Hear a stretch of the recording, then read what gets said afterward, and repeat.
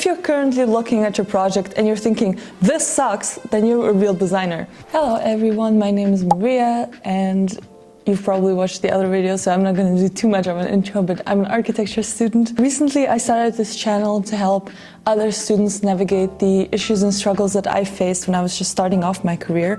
And today I would like to talk about the topic that has been bothering me for a while, that I think bothers a lot of us, which is, why do you hate your own architecture project? So let's talk about the thing that we all go through but no one wants to talk about. How come you work so long on the project, you submit it, you present it, you might even get a good grade, but at the end you just feel like, this is actually trash. In case you needed a little bit more of a spoiler, this is actually a pretty normal feeling.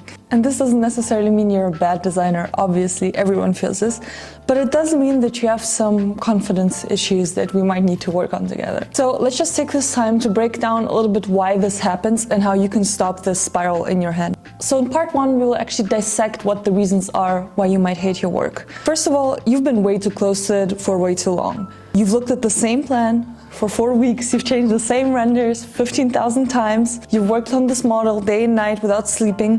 Of course you're sick of it. We as humans have the tendency to be oversatiated with things when we look at them for long, so it's not surprising that you start to dislike something you've been looking at for weeks on end. The thing is, you might be comparing your work to your studio neighbors. Not even studio neighbors, sometimes I see students comparing their work to Pinterest or Instagram, and no, render envy is not a clinical diagnosis I'm offering here, but it probably should be, because it is one thing to be inspired by other people and be inspired by what you see online, and another thing is using that to put yourself down and your worth. Reason 3 might be that the gap between skill and taste is very real. There's a really good quote by Ira Glass, which is that your taste grows faster than your ability, and that's very frustrating, and I completely agree with that. So remember, you are the only one who knows of everything that's missing in the project. You always have this idea of, if I had more time, I would have done this. If I had more time, I would have fixed this, which makes you feel like the project is unfinished and it's not good. Also, the final push in architecture studios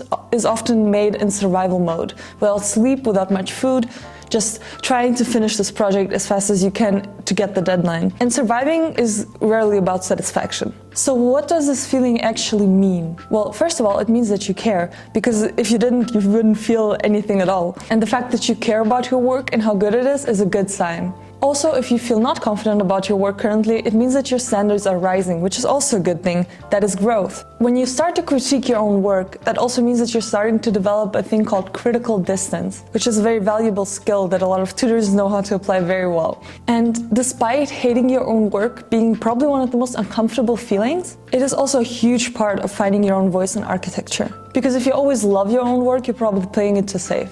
So what do we actually do instead of spiraling?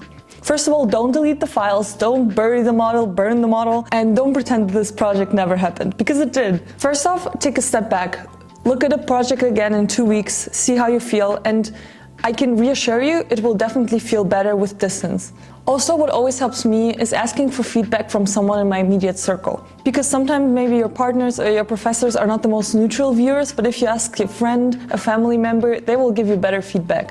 In case you're still fighting with those thoughts of, I could have done this better, I could have fixed this, write it down. Reflect on what you want to do better next time instead of just spiraling. Don't see this project as your final statement as a designer. It's just a little draft in your timeline, a piece of the puzzle that creates you as an architect. And reassure you that no one graduates with the perfect portfolio. Everyone has a cringe folder, everyone cringes at their own project. So what you're feeling is totally normal. So if you're currently looking at your project and you're thinking, this sucks, then you're a real designer, because you're learning to see more. This is the beginning of developing. I'm curious about what you guys think. Do you love or hate your own projects? Have you dealt with this? What is something that has helped you move through it? I hope this video was helpful to you. Please like and subscribe and share this channel with an architecture friend that might need to hear this. Bye guys!